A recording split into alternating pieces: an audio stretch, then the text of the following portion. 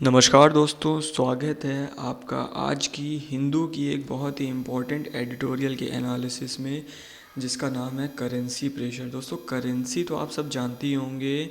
ये वो सिस्टम होता है जिसके एक्सचेंज में हम लोग कोई गुड्स को परचेज़ कर सकते हैं। जैसे कि हमारे देश की करेंसी जो है रुपीज़ है, चाइना की आपकी युआन है, जापानीज़ की येन है, रशिया की रूबल है। तो आज के टॉपिक का नाम है करेंसी प्रेशर। प्रेशर मतलब होता है दोस्तों दबाव। ठीक है, आगे बढ़ते हैं। आरबीआई। तो सबसे पहले आरबीआई क्या होता है ये समझ लेते हैं। आरबीआई मतलब होता है रिज़र्व बैंक ऑफ इंडिया। दोस्तों, ये इंडिया का सेंट्रल बैंक है। ठीक है, तो RBI will have to ensure मतलब सुनिश्चित करना पड़ेगा आरबीआई को। क्या सुनिश्चित करना पड़ेगा? प्राइस की स्टेबिलिटी को। दोस्तों, आजकल आप रोज़ सुन रहे होंगे कि डॉलर जो है वो स्ट्रॉन्ग होता जा रहा है, रुपीज़ जो है वो वीक होता जा रहा है। तो आरबीआई को ये इंश्योर करना पड़ेगा कि हमारा जो रुपीज़ है वो स्टेबल रहे, वो उसकी स्टेबिलिटी मेंटेन रहे and prevent further rupee weakening, और रुपी जो है अब आगे कमज़ोर और ना हो। ठीक है, तो आरबीआई को ये इंश्योर करना पड़ेगा। ठीक है, अब इसके अंदर जाते हैं। The rupee is yet again facing renewed pressure.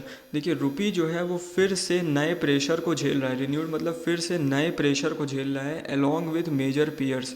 Peers मतलब होता है अपने दोस्तों के साथ। अब पीयर्स इसमें रुपीज़ के दोस्त कौन कौन से हैं? जैसे दोस्त मतलब कि दूसरे देश की करेंसीज जो हो गई, जैसे कि रशिया का रूबल हो गया, पाकिस्तानी रुपीज़ हो गया, बांग्लादेश का रुपीज़ हो गया, चाइना का युआन हो गया और जापान का येन हो गया। तो इन सभी के साथ जो रुपी है वो एक नए प्रेशर को झेल रहा है। ठीक है, as the dollar continues to strengthen in the wake of, क्योंकि डॉलर जो कि अमेरिका का करेंसी है वो लगातार मजबूत हो रहा है। वो क्या हो रहा है? लगातार मजबूत हो रहा है, और इसके रिस्पेक्ट में बाकी सब करेंसीज जो हैं लगातार वीक हो रही हैं।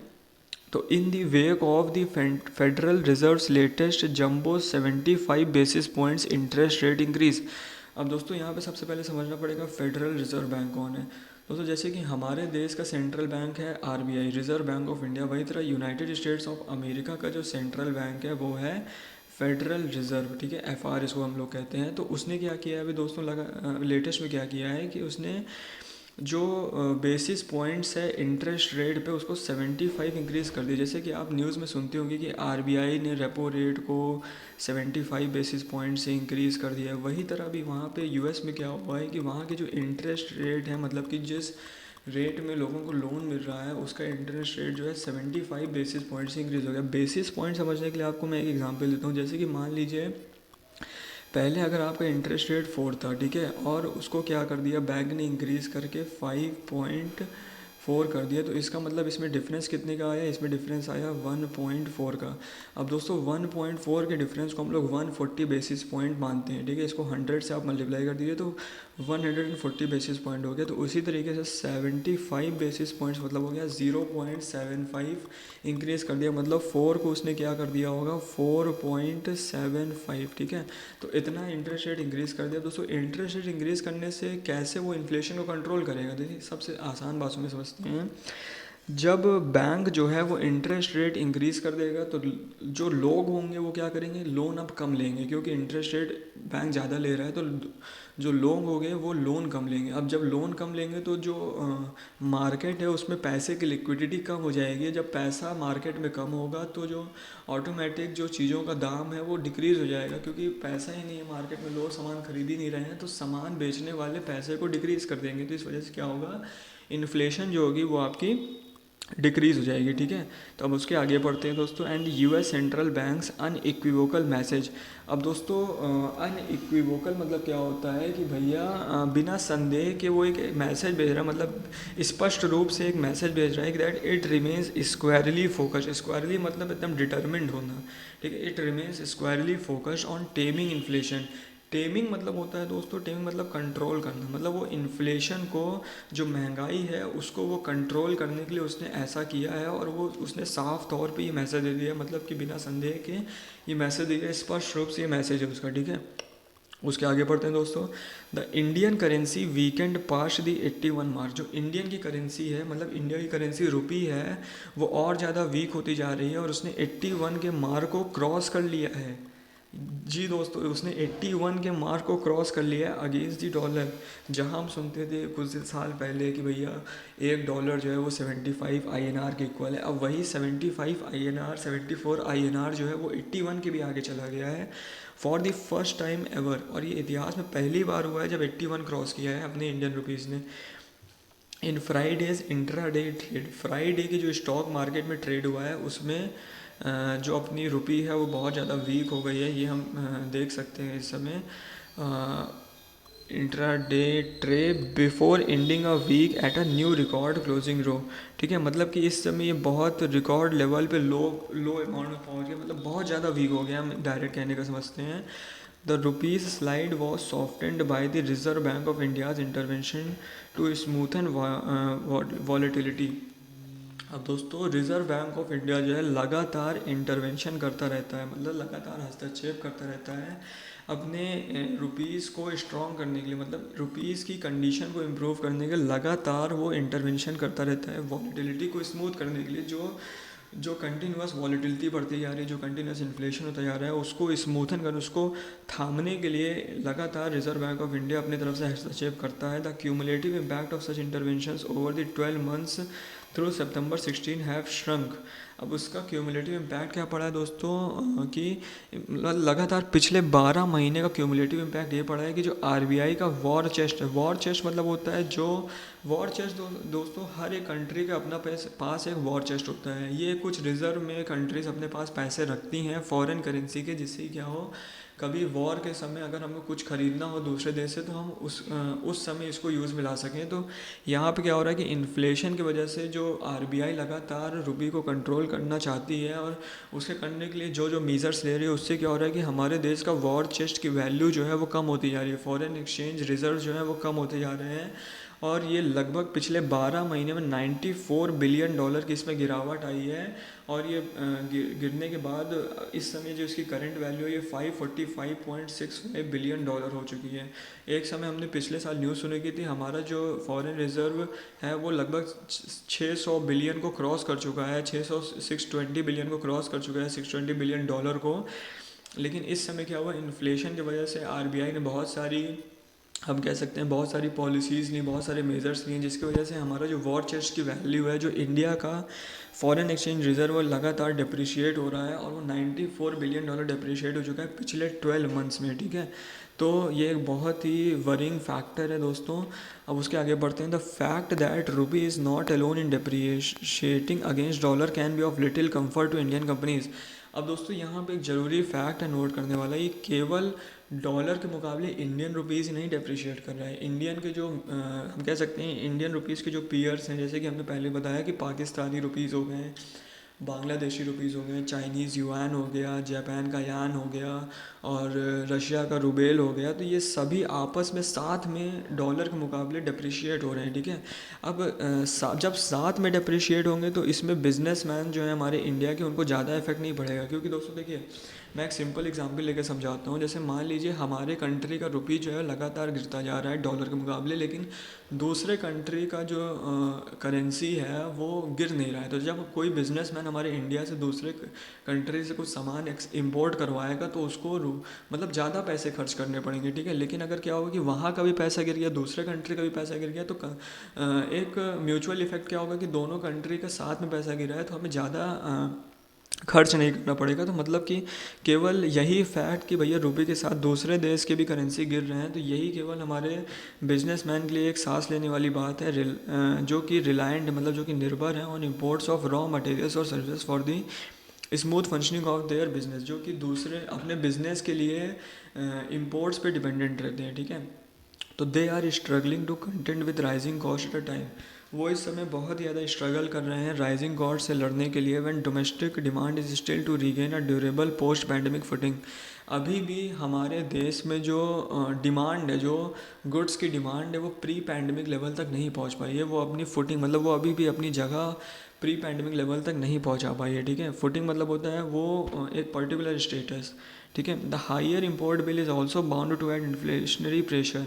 अब दोस्तों हो क्या रहा है कि जब हमारे देश के बिजनेसमैन जो होंगे किसी चीज़ को इंपोर्ट करवाएंगे बाहर से, और जितना ज़्यादा हमारी करेंसी जो है वो नीचे गिरती जा रही है, उतना ज़्यादा हमारा इंपोर्ट बिल आ रहा है, मतलब उतना ज़्यादा हमको सामान महंगा पड़ रहा है, क्योंकि हमको ज़्यादा रुपीज़ देने पड़ रहे हैं उनके करेंसी के मुकाबले। तो इससे क्या हो रहा है कि इन्फ्लेशनरी प्रेशर्स बन रहे हैं, मतलब कि यहाँ अपने देश के अंदर सामान जो है और महंगा होता जा रहा है, to an economy already be set मतलब सेट बैक हो चुकी है, मतलब कि बहुत एक बैड सिचुएशन में हो चुकी है। एक ऐसी इकोनॉमी जो कि पहले से ही बहुत बैड सिचुएशन में है, अगर ये इम्पोर्ट बिल और महंगा होता है तो हमारा इकोनॉमी एक तरीके से बहुत ही ज़्यादा बैड कंडीशन में पहुंच जाएगी बाय परसिस्टेंटली एलिवेटेड इन्फ्लेशन, जो लगातार इन्फ्लेशन बढ़ता जा रहा है, and further complicates monetary policy makers efforts to rein in the price gain. दोस्तों रेन मतलब होता है कंट्रोल करना, ठीक है, प्राइस गेन्स मतलब प्राइस बढ़ने को कंट्रोल करना। अब मॉनेटरी पॉलिसी मेकर्स कौन होते हैं? मौद्रिक नीति को बनाने वाले, मतलब जो हमारे देश की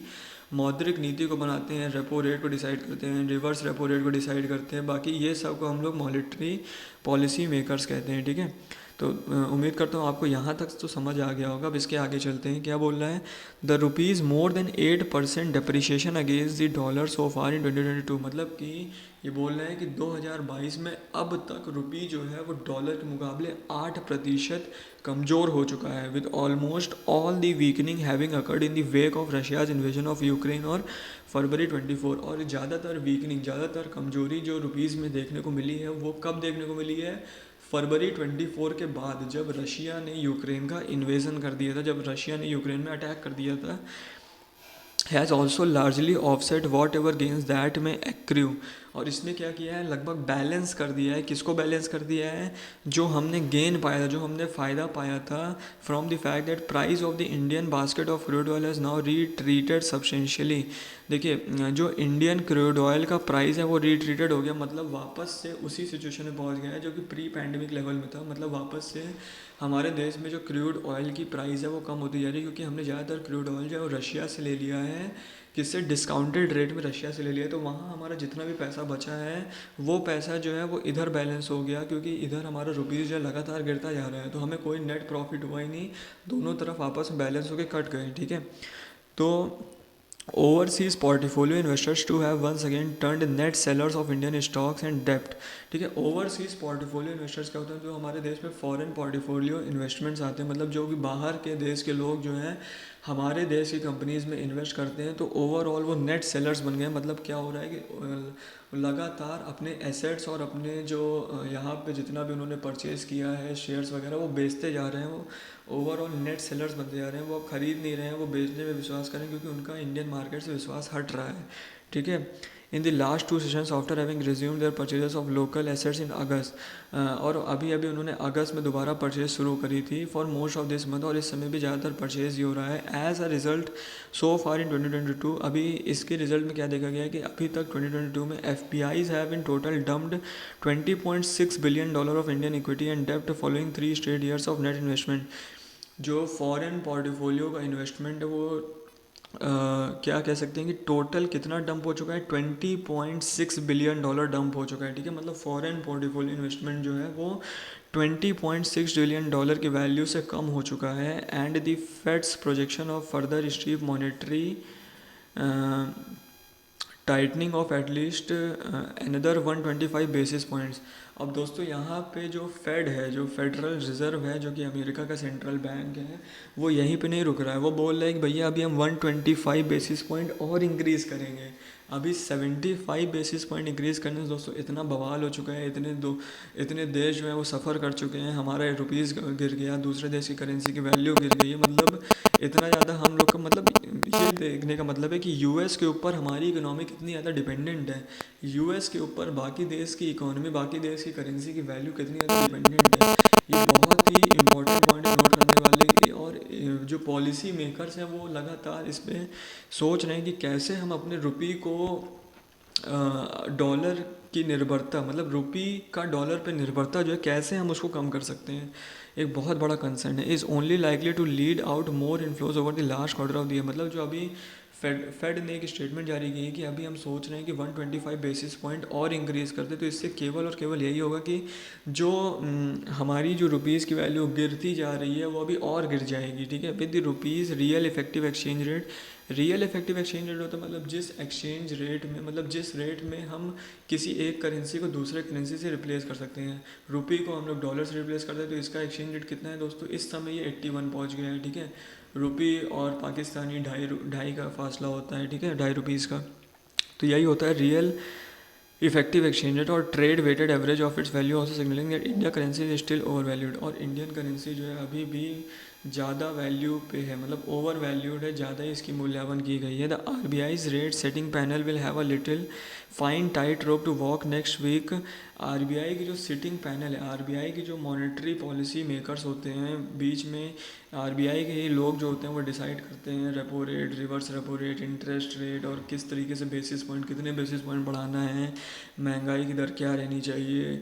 तो ये सभी जो डिसाइड करते हैं will have a fine tight rope.